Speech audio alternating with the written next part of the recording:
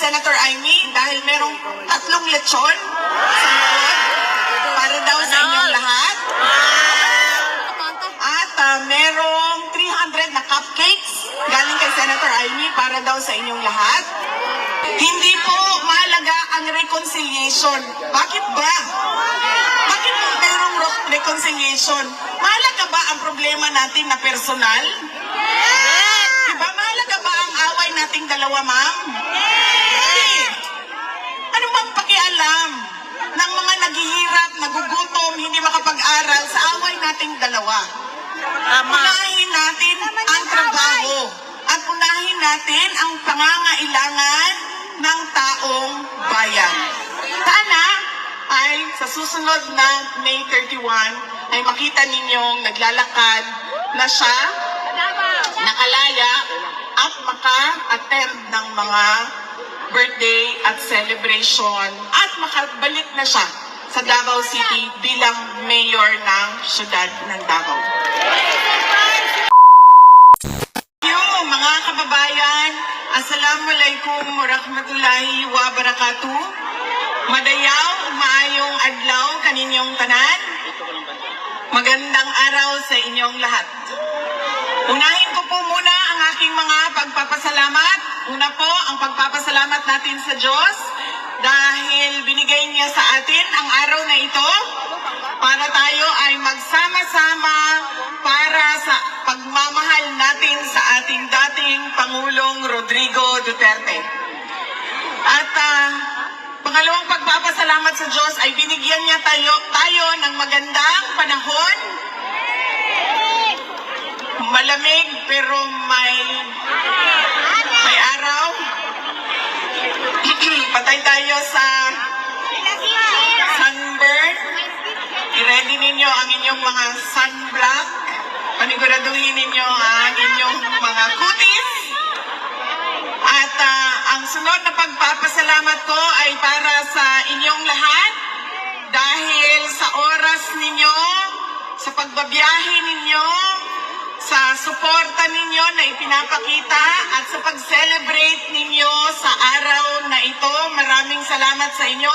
Madami ang galing pa sa ibang bansa, galing sa United Kingdom,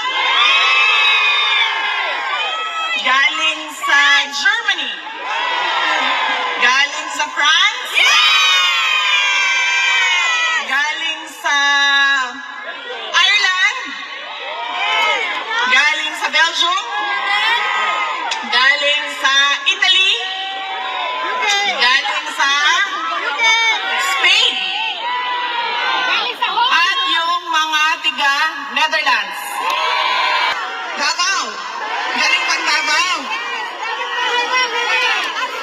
Maraming salamat dahil binigay ninyo ang oras ninyo, ang araw na ito, para sa ating pagtitipon at binigay ninyo ang pagkakataon na ito para kami ay mapakinggan at para tayo ay magsama-sama ngayong araw na ito. Maraming salamat sa inyo at baka makalimutan ko mamaya dahil sa sobrang excited ng aking mga mensahe sa inyo.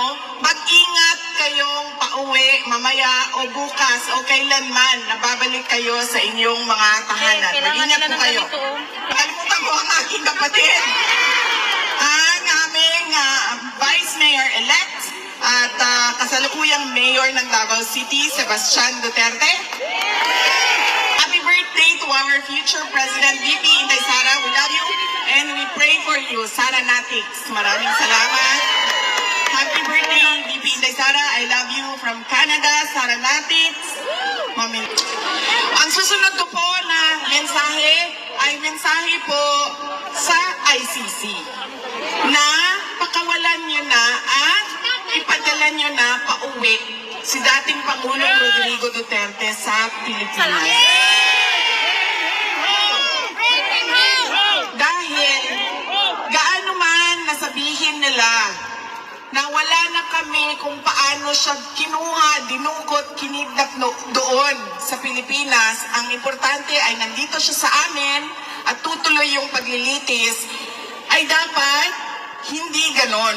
Dahil, di ba, sila yung nagsasabi, lahat may human rights. Yes! So, dapat human right ni dating Pangulong Rodrigo Duterte na ibalik sa Pilipinas at i-check ng ating mga lokal na korte kung karapat-dapat ba na siya ay ipadala dito sa The Hague.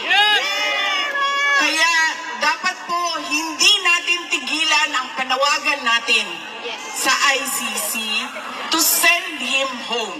At huwag natin tigilan ang panawagan natin doon sa loob ng Pilipinas na lahat sa ating gobyerno ay dapat gawin nila, bring him home.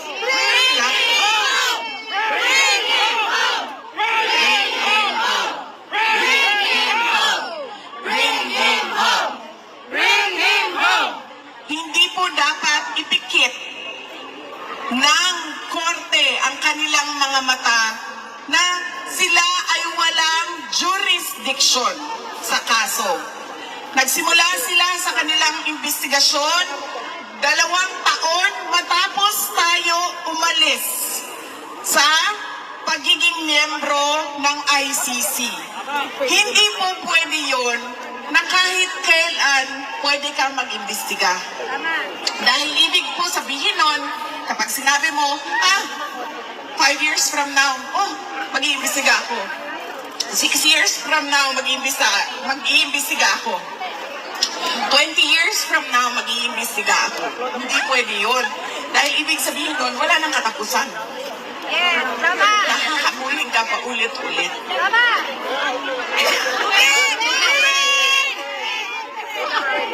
Ay, wala po si Kateki.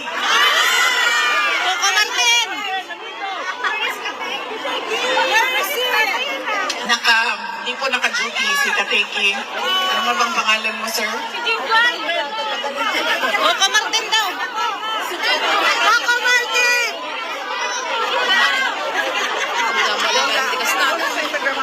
Ano naman? Katuko? Katuko? Katuko, nandito. Nandito naman yun. Kakulay lang ng katuko, mama, pero mas wapo siya kaysa sa mga tuko. Ano ibig sabihin ng katuko? May kabalo. Samang tuko?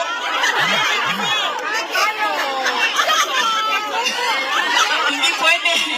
Hindi pwede. Na kung kailan mo gusto ikaw mag-imbestiga, ay ganun ang gagawin mo dahil hindi matatapos eh. Kaya wala na silang jurisdiction sa kaso na ito. Huwag nilang ipikit ang kanilang mata sa pagkidnap sa ating dating Pangulo, sa katotohanan na wala silang jurisdiction. Kaya kailangan, huwag natin tigilan. Paulit-ulit ang panawagan natin, ICC, send him home.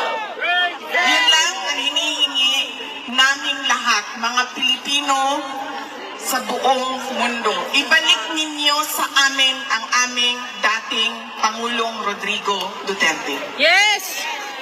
Ang susunod ko po na mensahe ay mensahe ng pagpapasalamat sa inyong lahat sa pag-celebrate ninyo. Unang-una noong birthday ni dating Pangulong Rodrigo Duterte noong March 28. At ngayon, ang pag-celebrate ninyo sa aking birthday naman, May 31. Binisita ko po kahapon si dating Pangulong Duterte. At sabi ko po sa kanya, ay, unang-una, hindi siya, nahihirapan siya maggupit. Ito pa ha, hindi marunong magluto, hindi marunong magwalis, hindi marunong maglaba, hindi marunong maggupit ng kuko. Agoy! Kasi lahat, buong buhay niya pala ay manicurista yung naggugupit ng kuko niya. So kahapon, sinabi sa akin ng gwardya, ayan, may 2 nail cutter, gupitan mo yung tatay mo ng kuko. Eh hindi din ako marunong maggupit ng kuko ng ibang tao. Kaya ko yung kuko ko, pero pag kuko ng ibang tao ay hindi ko magawa. So nahirapan ako na gupitin ang kanyang kuko. At 2 yung nail cutter. So 2 kami ng nanay ko. Yung isang kamay niya nasa akin, yung isang kamay niya nasa nanay ko. Pag ganon siya doon, kuko niya. First time in my life, nagupitan ko ng kuko ang aking tatay. Meron palang tao na ganun, no, na hindi marunong maggupit ng kuko. Alam ko din, ayaw ng aking mga anak na maggupit ako ng kuko nila kasi nasasaktan daw sila. Kay puok daw kaayong kukong maggupit o kuko na wala nang naiwan na puti. Lahat yan. Kasi ayaw ko, hanggang nandyan na yung laman. Kasi ayaw ko yung merong lampas sa, lampas sa laman. Gusto ko talaga. Nasa dulong-dulo na talaga. Kaya yung mga anak ko, ayaw din nila magpagupit ng kuko sa akin. Kaya hindi rin ako marunong maggupit nung tama-tama lang na gusto. Depende, iba-ibang gusto ng tao sa kuko nila. So, yun. Ginupitan namin siya ng kuko. Tapos habang naggugupit ako ng kuko sa kanya, nakatingin siya sa akin. Tingin-tingin siya sa akin. Tapos sabi niya, alam mo, habang tumatanda ka, nagiging kamukha na talaga kita. Sabi niya sa akin. Tapos paulit-ulit niya sinasabi, alam mo, kamukha na talaga kita. Tapos sabi ko sa kanya, Papa, kamukha mo ako. So, sinong mas maganda sa amin ni mama ko? Ako o siya? Ay, sabi niya, mas maganda ka sa nanay mo. Pero sa totoo lang, alam niyo, Ganun ba yun? lagi yan, di ba? Na sabi nila, improvement of the race daw yan. Maganda ang nanay, mas maganda ang anak. Pero sa amin, hindi ganyan ang nangyari. Alam niyo po, mas maganda ang nanay ko kesa sa akin. Nasaan na yung... Yan. Babay ka, ma. Yan. Kung ako ay 31 years old lang, ang nanay ko po ay 47 years old lang po. Teenage pregnancy po ang nangyari. Biro lang, ha? Baka meron na naman dyan mga ayaw umintindi at hindi pinipilit na mali ang nasabi. Yan po ang nanay ko. Kahapon, binisita namin si Pangulong Rodrigo Duterte. Masaya siya. Nagtanong naman siya. In-update ko naman na siya. Ano nang mangyayari sa oath-taking ng mga nanalo sa Davao City? Ano na ang oath-taking ng mga senators? At anong mangyayari sa July, sa August, sa September, sa mga kailangan namin gawin na trabaho sa Office of the Vice President at sa Davao City.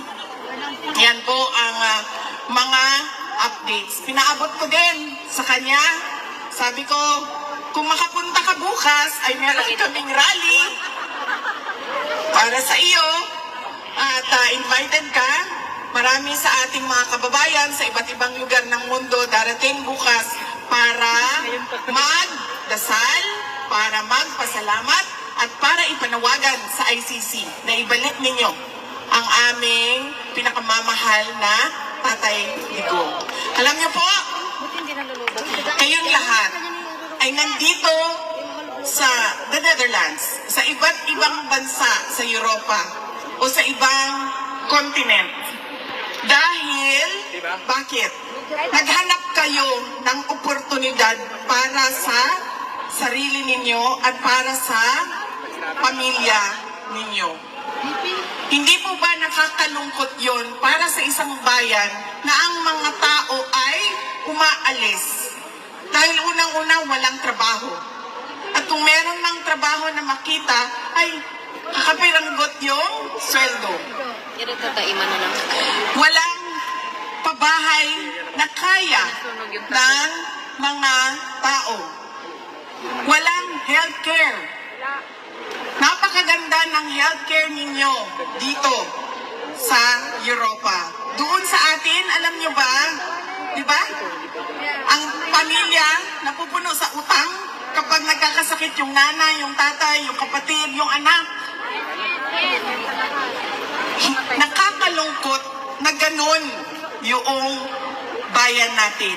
Di ba po ba dapat ang pangarap natin, ang vision natin, ang plano natin ay papunta doon sa kung ano yung nakikita at pinunta natin dito sa Europa. Pero hindi nangyayari yun. Dahil unang-una sa ating politika. Lahat na lang puro politika, lahat na lang puro dole out, lahat na lang survival ng isang politiko. At ang kanyang pamamaraan para siya ay ma-re-elect na naman, mabalik na naman sa pwesto, ma-re-elect na naman. Pero kung makita mo ay napakabagal ng pag-usad ng bayan o kung meron mang nakikita na pagbabago sa ating bayan. Kaya napakahalaga, mga kababayan, na tinutulak natin ang ating mga leaders na ibigay ang karapat-dapat na serbisyo sa taong bayan at sa bayan. Hindi mahirap hanapin, hindi mahirap tingnan, hindi mahirap tanungin kung ano ba yung karapat-dapat. Dahil nakikita natin yan sa ibang bansa. Nakikita natin sa Europe, nakikita natin sa Japan, nakikita natin sa Australia, sa Taiwan, sa Qatar, galing akong Qatar. Nakikita natin. Pero bakit hindi natin nakikita sa ating bayan?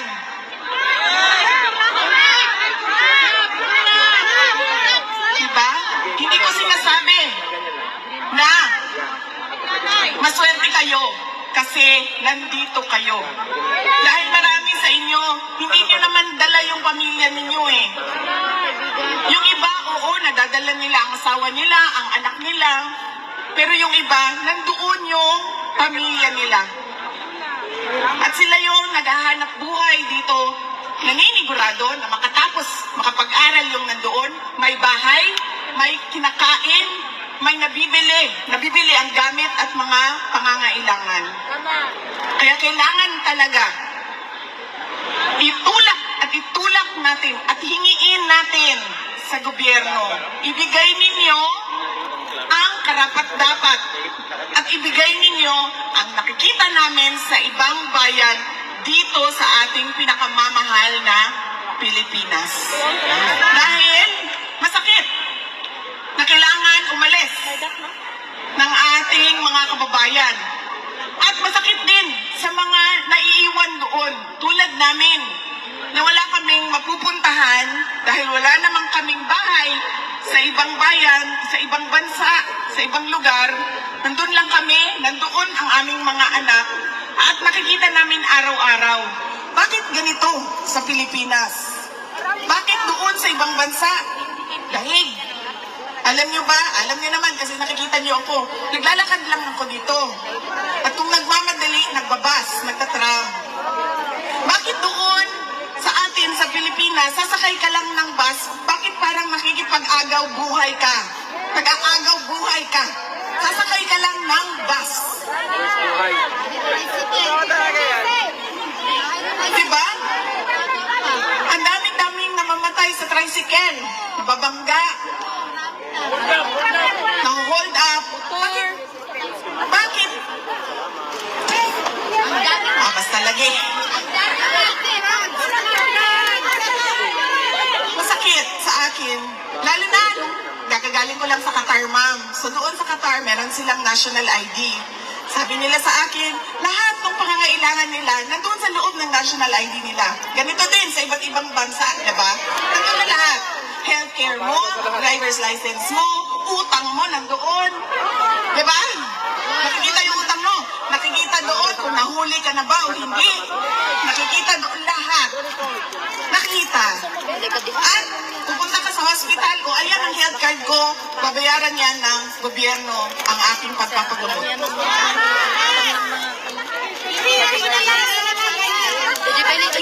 Doon sa atin sa Pilipinas, may nagkasakit. Takbo, dito, congressman pahingi. Ako dito, mayor pahingi. Takbo dito, konsehala pahingi. Tapos, pagpunta mo sa PhilHealth, 2,000. Ibigay sa iyo. Wala nang perang PhilHealth. Gusto natin ng mas maganda. maganda na kinabukasan para sa ating bayan. Hindi tayo titigil, ICC, balik nyo sa amin, si Duterte. Yes! Hindi tayo titigil na paghingi sa ating gobyerno na ibigay ninyo ang karapat-dapat na nakikita namin para sa aming bayan. Dahil nakikita namin sa ibang bayan yon, ibig sabihin, pwedeng mangyari yan. Dahil nakikita namin sa iba. Hindi ko ang taxis namin. Pinabalik namin sa healthcare at sa infrastructure sa Pilipinas. Ang taxis namin, pinubulsa ng mga buhayang politiko. Dito, ang taxes nababalik sa social services. Sa Qatar, wala silang taxes. Baka may mag-isip sa inyo lumipat ng Qatar. Wala silang taxes doon. Walang deductions at all. Pero libre lahat. Dahil, ano ba, ang treasure o kayamanan ng isang bayan ay hindi ang mga politiko. Ang kayamanan ng isang bayan ay ang mga mamamayan. Kaya dapat nauuna ang mamamayan bago ang politiko. Dahil ang trabaho ng politiko ay ibigay kung ano ang karapat-dapat sa bayan at sa mga mamamayan. Kaya huwag ninyong kalimutan sa araw na ito, May 31, pagpapasalamat sa Diyos, pananawagan sa ICC, huwag tigilan hanggang hindi ibalik yan. Patay digong natin. At pangatlo, panawagan, demand sa gobyerno ng Pilipinas, ibigay ninyo kung ano yung karapat-dapat para sa taong bayan at sa bayan.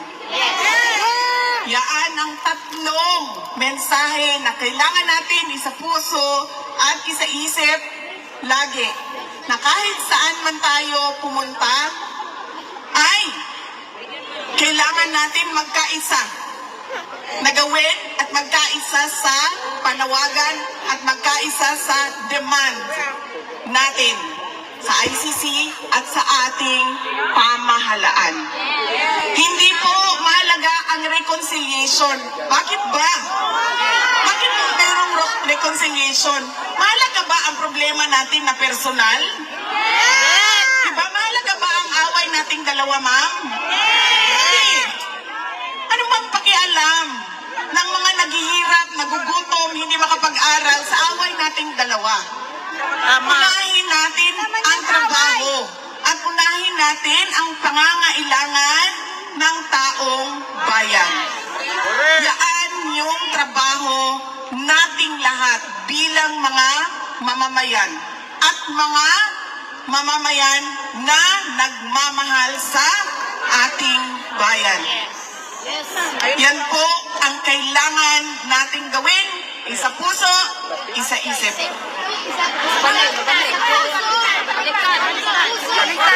Yes, ma'am.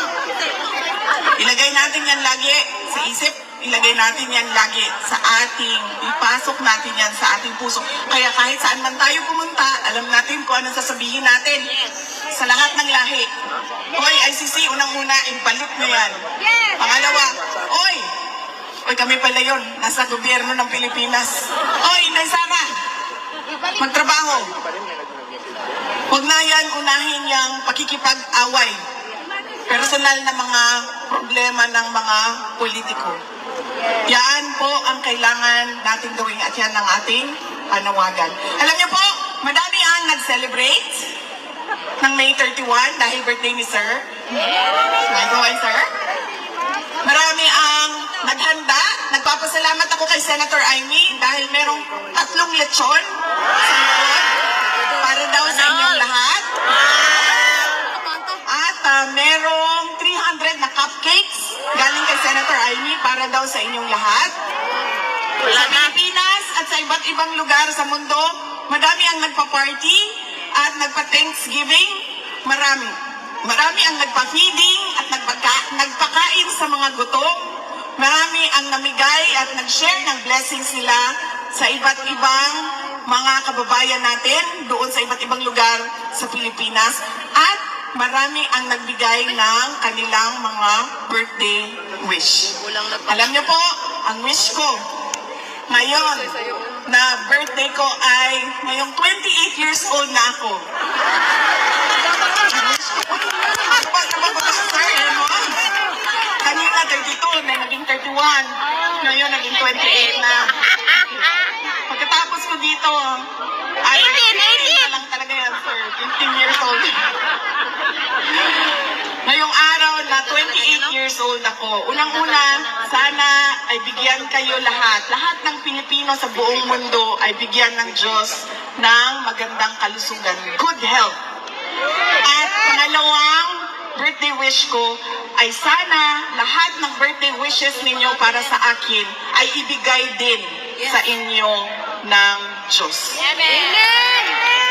Papasalamat po ako sa kasiyahan ninyo sa araw na ito dahil meron tayong sineselebrate pero nalulungkot din tayo dahil hindi natin kasama si dating Pangulong Rodrigo Duterte. Sana ay sa susunod na May 31 ay makita ninyong naglalakad na siya, nakalaya at maka-attend ng mga birthday at celebration at makabalik na siya sa Davao City bilang mayor ng siyudad ng Davao. Yes, ma'am. Sabi nga nung mga Qatar, ma'am, sana naman bago pa sa pag-uwi daw ni Pangulong Duterte ay dumaan siya ng Qatar. So sana din na pag siya ay nakalaya ay pwede siyang mag-program muna dito sa The Hague bago siya bumiyahe pauwi sa Pilipinas. Mga kababayan, ang lahat ng ginagawa natin ay para sa Diyos, sa bayan, at sa bawat